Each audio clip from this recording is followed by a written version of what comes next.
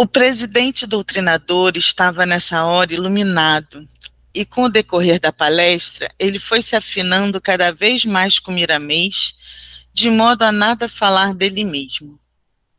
Era a mensagem do mundo espiritual para os espíritos obsessores. Aqueles, depois de livres, não quiseram falar nada. Então foram convidados a partir, deixando-os os obsediados em paz e os médiuns estirados no chão. Foram dados passes em todos eles pela equipe de trabalhadores da casa e por nós chamando-os à consciência. Os doentes dentro do círculo já estavam se sentindo aliviados. Miramês voltou a falar com eles com certa energia, usando as faculdades do doutrinador. Com relação a vocês, meus irmãos, o empenho é bem maior. Se querem ficar livres dessas inteligências que escolheram os caminhos do mal, faz-se necessário uma coisa muito séria: aprimorar as suas ideias, modificar seu modo de ser diante do mundo e de suas próprias consciências. Porque se vocês não fizerem a reforma interna, corrigindo certas faltas que abrem caminhos para os espíritos inferiores, eles voltarão novamente, trazendo consigo outros companheiros. Esta reunião foi uma misericórdia de Deus, para que vocês tenham forças para as mudanças da vida que ora levam. Não precisam pensar que vocês têm vidas retas, porque se fosse assim, não estariam ligados a espíritos infelizes. Vejamos o que Jesus disse, anotado por Lucas no capítulo 11, versículo 24 a 26. Quando o espírito imundo sai do homem, anda por lugares áridos, procurando repouso, e posto que não ache, diz: voltarei para minha casa de onde saí. E tendo voltado, a encontra varrida e ornamentada. Então ele vai e leva consigo outros 7 espíritos piores do que ele, e entretanto habitam ali, e o último estado daquele homem torna-se pior do que o primeiro. Aqui, Elisa, se eu só dar uma interrompida, a gente pode ver isso de duas formas. Como a maioria da humanidade vê diante de um problema, ela pensa apenas em se livrar dele, como muito dos espíritas religiosos em geral, né, se estão sentindo algum desconforto, eles querem só se livrar deles, né? Ou você vê isso com um olhar mais amplo. É claro que esses espíritos se aproximam por sintonia.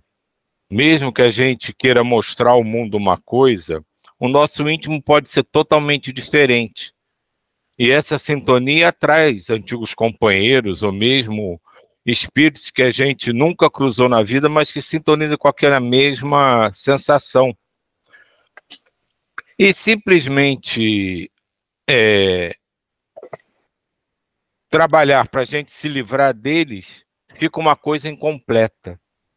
É óbvio que todo esse processo de reforma íntima, de autoconhecimento, vai nos fazendo nos conhecer melhor, né? Melhorar as nossas vibrações, as nossas sintonias.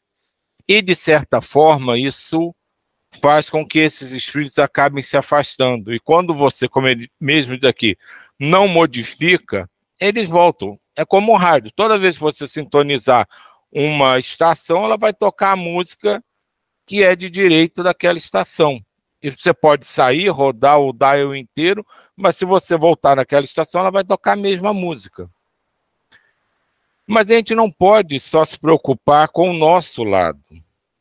Eu vou me modificar, vou me livrar desses espíritos, e eles que vão seguir o seu caminho. Isso jamais pode ser feito, porque isso caracteriza a forma egoísta e incompleta da nossa evolução. No momento que a gente começa a mudar a nossa vibração, a nossa sintonia, e vai melhorando a nossa compreensão, a gente começa a entender que esses espíritos que podem, às vezes, querer nos prejudicar, mas podem, às vezes, só querer compartilhar um determinado sentimento ou vibração, merecem receber exatamente as condições que a gente está tendo de lucidez para sair disso.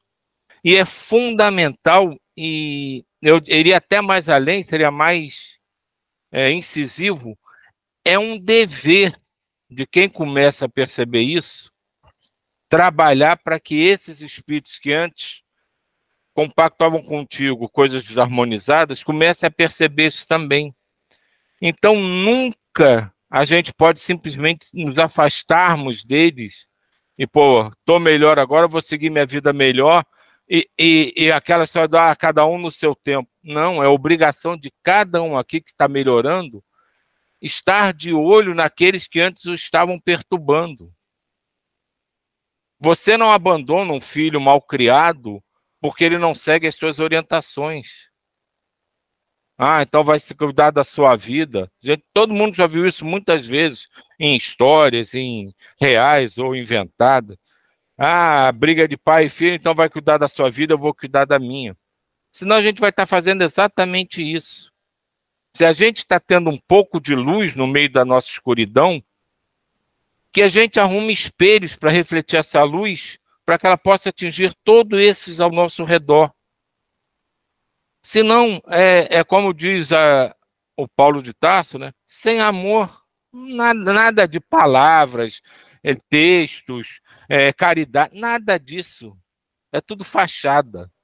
Tudo ser, tudo parecer e não ser. Então é fundamental que a gente não se esqueça de que se a gente caminha, a gente tem sim que continuar arrastando todos esses espíritos com a gente, só que de uma maneira diferente.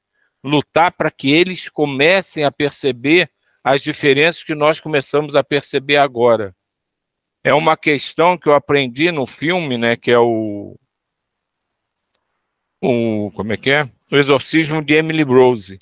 E quando a espiritualidade, o padre lá, vão salvá-la, né, entre aspas, né, e vão desligar, ela se nega. Não, porque se eu sair daqui, esses espíritos vão ficar solitários e sem saber para onde ir. Deixe eles comigo. E é isso que é amor. Isso é que é o que a gente tem que aprender. É isso que a gente tem que fazer. A gente não pode pensar em se livrar das dificuldades, dos problemas. A gente tem não só que enfrentá-los, mas nos envolver com eles. E estar com as mãos e os corações abertos. Porque senão a gente vai ser eternamente seres que parecem ser alguma coisa, mas nunca vamos ser. Silvio, a sua fala talvez eu não tenha conseguido me expressar tão bem, mas na oração é exatamente isso que eu pensei. Eu acho que a gente tem que, uma vez fortalecido no amor, né, especialmente quando a gente está reunido, que eu acho que pulsa mais forte, é aproveitar essa ocasião exatamente para envolver aquelas pessoas que a gente já sabe que a gente tem dificuldades e que não andam talvez pelo melhor caminho que a gente possa ver ou que precisam de ajuda, porque senão não faz muito sentido, né? Eu às vezes faço uma analogia com a questão do dinheiro, que não adianta você enriquecer se do outro lado vai ter uma pessoa passando fome, não faz sentido. O ideal é que a gente consiga dividir, distribuir melhor e ajudar o próximo para que todos tenham a boa vida, para que todos possam se alimentar, para que todos possam viver de forma digna. Então, concordo com você, eu acho que a gente precisa ter, uma vez que a gente tem um pouco mais de estudo e um pouco mais de consciência, a gente também entenda que a gente tem essa responsabilidade.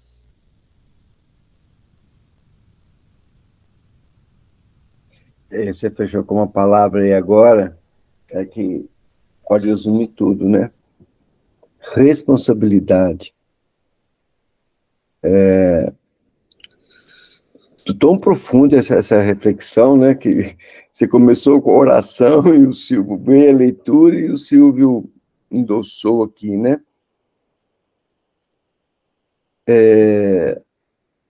Muito muito duro isso, né, gente? Trazer isso para a realidade. O velho ditado, a teoria é uma coisa, a prática é outra, né? Faço o que eu falo, mas não faço o que eu faço. Que coisa, gente, de tocar a alma. E uma orientação para o nosso caminho, né? Eu estou lembrando agora uma outra frase do Chico, que vocês têm aí, o Chico com certeza vai saber falar direitinho. Eu não tenho jeito de mudar o passado, mas daqui para frente eu posso mudar, né? Eu posso trazer esse bom espírito com a gente, né? Através Jesus veio fazer isso, né? O amor do Cristo é isso, o amor incondicional. Mas, gente, é muito difícil. Isso que o Silvio falou, né? Então, o problema é seu. Quantas vezes a gente falou isso já nas nossas vidas, né? Eu estou te falando, agora você não quer ouvir, o problema é seu. Não, é nosso. É nosso, mas não é fácil, não. Gratidão pela oração desde o início, Elisa. Me tocou muito a oração. E agora o Silvio endossando aí. Vamos juntos. Você mesmo, Rômulo, falou dos livros, né? E ressaltou até esse livro, né? Quantos ensinamentos ele tem. É só a gente lembrar em qual livro, dizem que é na Bíblia, né? Mas não sei se é em algum outro livro, né? Não são os sãos que precisam de médico, são os doentes. E se nós queremos ser médicos, vamos para o meio dos doentes.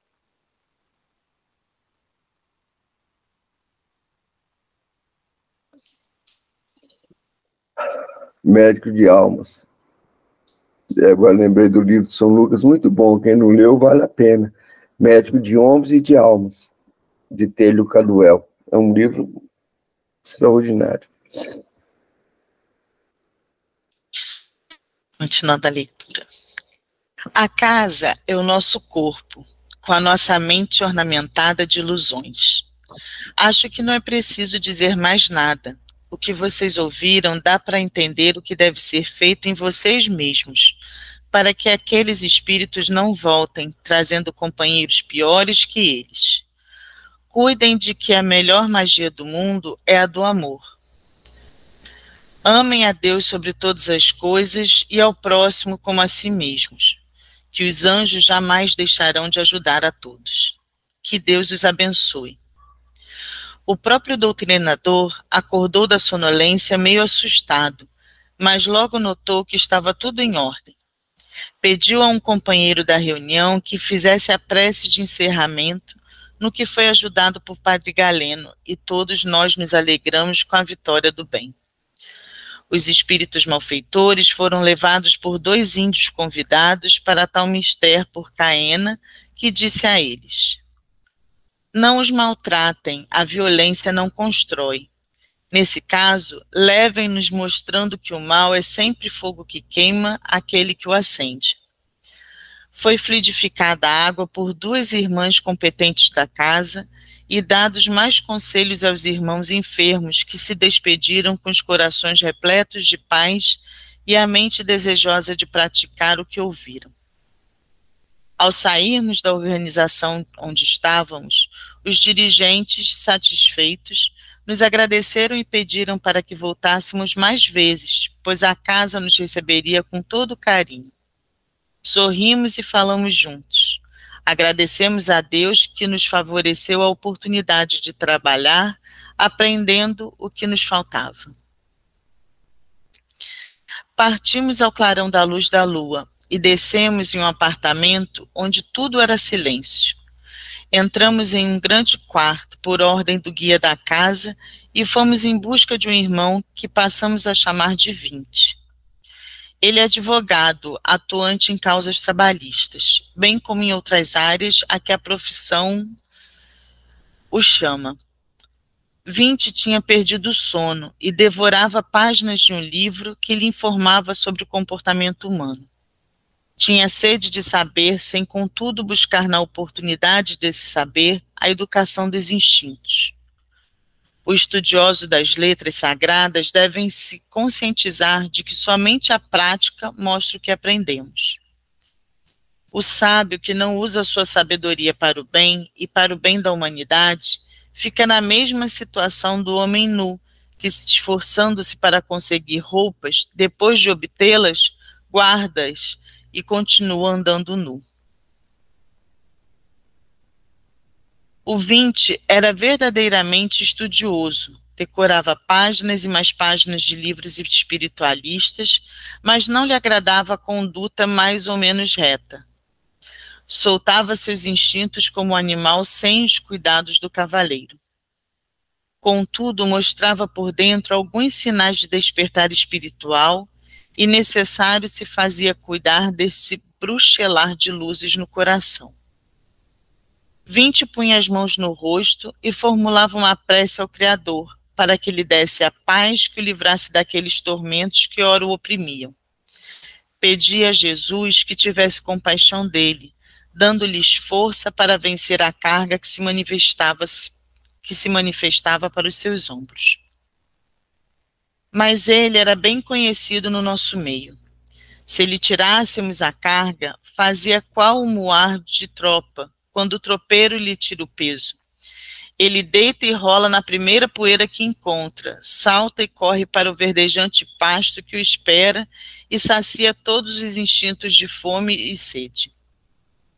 Nosso irmão, ao ficar um pouco livre da obsessão pela misericórdia divina, enfronhou-se em meios onde o magnetismo é dos piores, abrindo-lhe portas para outros espíritos se apossarem dele, como verdadeira tirania sensual.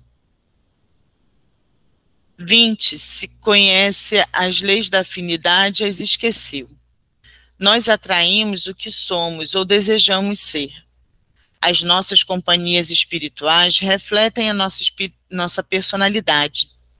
Quem não gosta de política não lê assuntos políticos, nem participa das reuniões sobre tal. Assim acontecendo com o futebol, com as letras, as artes, etc. Estamos no meio sintonizados com o que somos. Se queremos mudar as nossas companhias espirituais, mudemos o modo de pensar, sentir e viver, pois atraímos o que passamos a ser. Bem, voltamos ao Vinci, que estava aflito para dormir, mas não o fez por sentir, mesmo na inconsciência, a presença das entidades que o estavam esperando do lado de cá. Eram mulheres que se esqueceram da decência, e ele não queria essas companhias espirituais, embora buscasse as mesmas aventuras no mundo da carne. A sua mente, ao encontrar uma mulher, paralisava-se em pensamentos fixos, como se estivesse hipnotizado em êxtase na sensualidade. O nosso dever era incentivar os seus sentimentos elevados para que ele pudesse ingressar nas hostes do bem e firmar-se nas qualidades enobrecedoras. Fernando aproximou-se e começou a conversar com ele mentalmente, formando ideias de bom nível espiritualista e acalmando sua atenção, que já era bastante visível. O nosso Vinci se acomodou na cama, afrouxando os nervos, denunciando mais calma. As mulheres que vieram ao seu encontro faziam algazarras na casa, esperando com ansiedade que ele dormisse. Elas não nos viam. Passei entre elas para melhor ouvir as suas palavras e pensamentos, e senti um aroma acre como um ardor sufocante de alguma resina, e aquele mau cheiro vinha direto às narinas do nosso irmão, mas era interceptado por Miramês. Graças a Deus me senti equilibrado, coisa que eu próprio admirei no meio daquelas mulheres terríveis. Caena, Celes e Abílio teciam algo em torno da sala onde as entidades infernais estavam, e depois fiquei sabendo que elas estavam presas por determinado tempo para que o Vinci pudesse sair conosco. O nosso companheiro encarnado já estava começando a dormir. Quando era tocado pelos hábeis dedos de Miramês, tomava aquele choque como se fosse uma corrente elétrica em seus nervos. Ia saindo do corpo e tornava a voltar com medo. Fernando começou a conversar com ele telepaticamente até que dormiu. Pairou acima do físico, à altura de uns 10 centímetros em seu duplo, e podíamos perceber bem visível a influência dos nervos físicos no corpo astral. Ele foi subindo devagarinho e, virando verticalmente, pairou no ar e fez força para andar. No entanto, pesava-lhe a atmosfera. Miramês pôs a mão em sua cabeça espiritual e ele se equilibrou com os pés no piso, dando alguns passos. Ouviu as vozes dos nossos colegas de trabalho, mas nada havia. Padre Galeno fez com que ele olhasse para o corpo e verificasse que era o seu próprio. Ele ficou assombrado, mas logo se recuperou. Perguntou então: onde estão os espíritos, meus guias? Será que eles vão descansar enquanto estamos dormindo? Fernando falou aos seus ouvidos: meu irmão, toda proteção ser-te-á dada, porém nem sempre pode nos observar. Nós estamos aqui por misericórdia de Deus para te ajudar no desdobramento espiritual consciente, de sorte a notares a realidade da vida usando dos teus dons de pensar. Meu irmão, sempre te falamos através das leituras. A princípio desconfias, depois esqueces, inundando a tua mente com pensamentos inferiores que lhe instigam para ambientes inferiores também.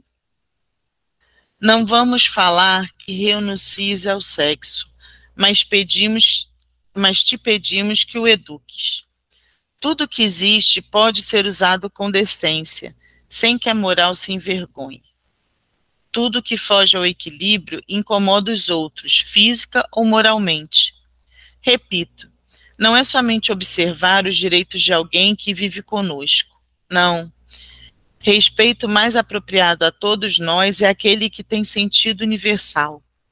Não se interessar pelos reinos de vida abaixo de nós é desrespeitar a própria vida que nos faculta as sensações de viver. A vida na Terra é um ensaio para a vida no plano espiritual. E conforme a evolução do espírito, também ensaiamos aqui para viver aí no plano da carne. Vinte ficou meio atordoado ao ouvir tanta verdade, mas foi humilde, meditou alguns instantes e ponderou ao Padre Galeno. Padre, eu preciso da ajuda do Senhor. Já sei que trato com um sacerdote e ficarei muito feliz se o meu irmão em Cristo me ajudar a vencer essas minhas deficiências. Com a assistência de Celes e Caena, o Padre Galeno foi ficando visível ao nosso irmão. Esse quis ajoelhar-se, todavia o Padre Galeno não consentiu, dizendo: guarda as tuas emoções como sementes para o bom combate, e nunca deixes desperdiçá-las com coisas sem importância. Somos irmãos e, sobretudo, filhos de Deus. A fé alimentada por Vinte, no momento que o viu, acendeu sua vibração, de maneira que Caena e Celes foram liberados das forças que emprestavam para o sacerdote ficar visível, e o Vinte passou a ver os outros, nossos companheiros. Ficou deslumbrado e partiu conosco. Depois de alguns segundos de volitação, descemos sem que Vinte o percebesse, em um velório, onde uma família inteira comparecia em estado de emoção desregrada. Uns gritavam, outros choravam, outros lamentavam. E os que se calavam pranteavam por dentro, perdendo a paz que restava das suas experiências. O caso era grave para o lado do desencarnado. Ele ainda ligado ao corpo, mas já consciente, andava no salão para lá e para cá. Falava com os familiares sem que esses o ouvissem e parassem com choros e lamentações que ele estava sofrendo com aqueles desequilíbrios emotivos, mas tudo em vão.